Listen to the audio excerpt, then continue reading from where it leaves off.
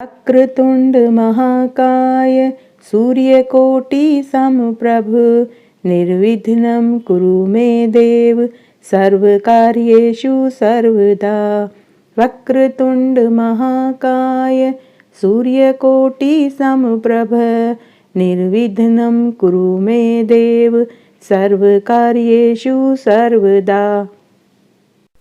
राधे राधे, जय श्री कृष्णा। मैं सीमा सिंह आप सभी धर्म प्रेमियों को सादर प्रणाम करती हूँ। आज मैं आपको श्रीमद् भगवत गीता के 12वें अध्याय का महात्म्य सुनाने जा रही हूँ। महादेव जी माता पार्वती जी से बोले कि हे पार्वती, दक्षिण दिशा में कोल्हापुर नाम का एक नगर है जो सब प्रकार के सुखों का आधार, सिद्ध महात्माओं का निवास स्थान तथा सिद्धि प्राप्ति का क्षेत्र है। वह पराशक्ति भगवती लक्ष्मी का प्रधान पीठ है। संपूर्ण देवता उसका सेवन करते हैं। वह पुराण प्रसिद्ध तीर्थ भोग एवं मोक्ष प्रदान करने वाला है। वहाँ करोड़ों तीर्थ और शिवलिंग है। रुद्र गया भी वहीं पर है। वह विशाल नगर लोगों में बहुत विख्यात है। एक दिन एक पुरुष उस नगर में आया। वह कहीं का राजकुमार था। उसके शरीर का रंग गोरा, नेत्र सुंदर, ग्रीवा शंख के समान, कंधे मोटे, चौड़ी छाती, भुजाएं बड़ी बड़ी थी। नगर में प्रवेश करके सब और महलों की शोभा निहारता हुआ वह देवेश्वरी महालक्ष्मी के दर्शनार्थ उत्कंठित हो मणिकंठ तीर्थ में गया और वहां स्नान करके उसने पितरों को तर्पण किया। फिर महामाया महालक्ष्मी जी को प्रणाम करके भक्ति पूर्वक स्तुति करने लगा। राजकुमार बोला, जिसके हृदय में असीम दया भरी हुई है, जो समस्त कामनाओं को देती तथा अपने कटाक्ष मात्र से सारे जगत की सृष्टि, पालन और संहार करती है, उस जगन्माता महालक्ष्मी की जय हो।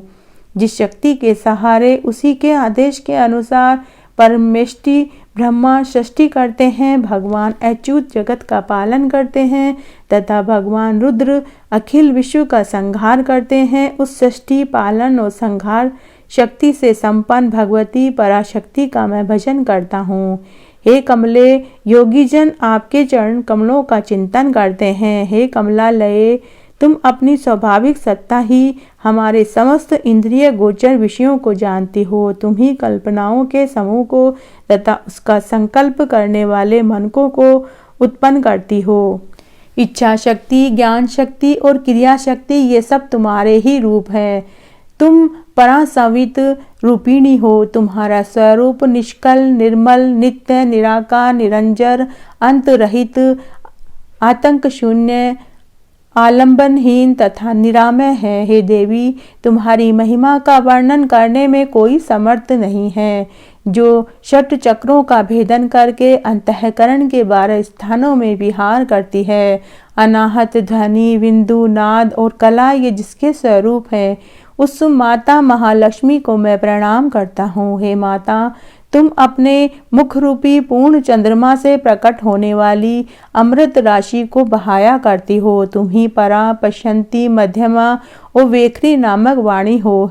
मैं तुम्हें नमस्कार करता हूँ। हे देवी, तुम जगत की रक्षा के लिए अनेक रूप धारण किया करती हो। हे अंबिके, तुम ही प्राणी, वैष्णवी तथा महेश्वरी शक्ति हो। वाराही, महालक्ष्मी, नारसिंगी, ऐन्द्री, कौमारी, चंडिका, जगत को पवित्र करने वाली लक्ष्मी, जगन्माता, सावित्री, चंद्रकला तथा रोहिणी भी तुम हो। हे परमेश्वरी, तुम भक्तों का मनोरथ पूर्ण करने के लिए कल्पलता के समान हो। मुझ पर प्रसन्न हो जाओ। उसके इस प्रकार स्तुति करने पर भगवती महालक्ष्मी अपना साक्षात स्वरूप धारण करके बोली कि हे राजकुमार, मैं तुम्हारी स्तुति से बहुत प्रसन्न हुई। तुम कोई वर मांगो। तब वह राजपुत्र बोला, हे माँ, मेरे पिता राजा भरद्रथ अश्वमेघ नामक महान यज्ञ का अनुष्ठान कर रहे थे। वे देव योग से रोगग्रस्त होकर स्वर्गगामी हो गए। इसी बीच में यूप में बंधे हुए मेरे यज्ञ संबंधी घोड़े को, जो समूची पृथ्वी की परिक्रमा करके लौटा था, किसी ने रात्रि में बंधन काटकर कहीं अन्यत्र पहुंचा दिया। उसकी खोज में मैंने कुछ लोगों को भेजा था, किंतु कहीं भी उसका पता न लगा। सब खाली हाथ ही लौट आए। तब मैं सब ऋत्वजों से आज्ञा लेकर तुम्हारी शरण में आया हूँ। हे देवी, यदि तुम मुझ पर प्रसन्न हो तो मेरे यज्ञ का घोड़ा मुझे मिल जाए, जिससे मेरा यज्ञ पूर्ण हो सके, तभी मैं अपने पिता के ऋण उतार सकूंगा।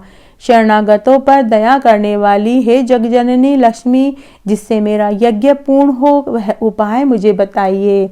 तब भगवती लक्ष्मी बोली कि हे राजकुमार, मेरे मंदिर के दरवाजे पर एक ब्राह्मण रहते हैं, जो लोगों में सिद्ध समाधि के नाम से विख्यात हैं। वे मेरी आज्ञा से तुम्हारा सभी कार्य संपूर्ण कर देंगे। महालक्ष्मी के इस प्रकार कहने पर वह राजकुमार उस स्थान पर आया जहाँ सिद्ध समाधि रहते थे। उनके चरणों में प्रणाम करके राजकुमार चुपचाप हाथ जोड़कर खड़ा हो गया। तब वह ब्राह्मण बोला कि तुम्हें माताजी ने यहाँ भेजा है। अच्छा देखो, अब मैं तुम्हारा सारा अभिष्ट कार्य सिद्ध कर देता हूँ। ऐसा कहकर मंत्रवेता ब्राह्मण ने सब देवताओं को वहीं खींच लिया। राजकुमार ने देखा उस समय सब देवता हाथ जोड़कर थरथर कांपते हुए वहां उपस्थित हो गए। तब उन श्रेष्ठ ब्राह्मण ने सभी देवताओं से पूछा कि हे देवतागण, इस राजकुमार का अश्व जो यज्ञ के लिए निश्चित हो चुका था, रात में देवराज इंद्र ने चुराकर अन्यत्र कहीं पहुंचा दिया है, उसे शीघ्र लेकर आओ। तब देवताओं ने मुनि के कहने से यज्ञ का घोड़ा लाकर दे दिया। इसके बाद उन्होंने उन्हें जाने की आज्ञा दे दी। देवताओं का आकर्षण देखकर तथा खोए हुए अश्व को पाकर राजकुमार मुनि के चरणों में प्रणाम करके बोला कि हे महर्षि, आपका यह सामर्थ्य आश्चर्यजनक है।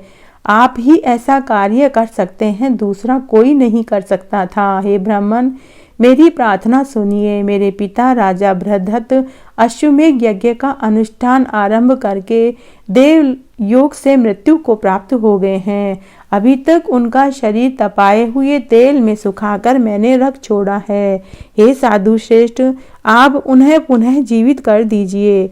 यह सुनकर महामुनि ब्राह्मण ने किंचित मुस्कुराते हुए कहा, चलो, जहाँ यज्ञ मंडप में तुम्हारे पिता मौजूद हैं वहाँ मुझे लेकर चलो। तब सिद्ध समाधि ने राजकुमार के साथ वहाँ जाकर जल अभिमंत्रित किया और उस जल को उसके पिता के शव के मस्तक पर रखा।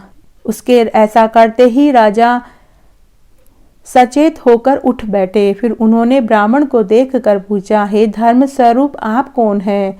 तब राजकुमार ने अपने पिता को पूरा हाल कह सुनाया। राजा ने अपने को पुनः जीवन दान देने वाले ब्राह्मण को नमस्कार करके कहा, हे ब्राह्मण, किस पुण्य से आपको यह अलौकिक शक्ति प्राप्त हुई है?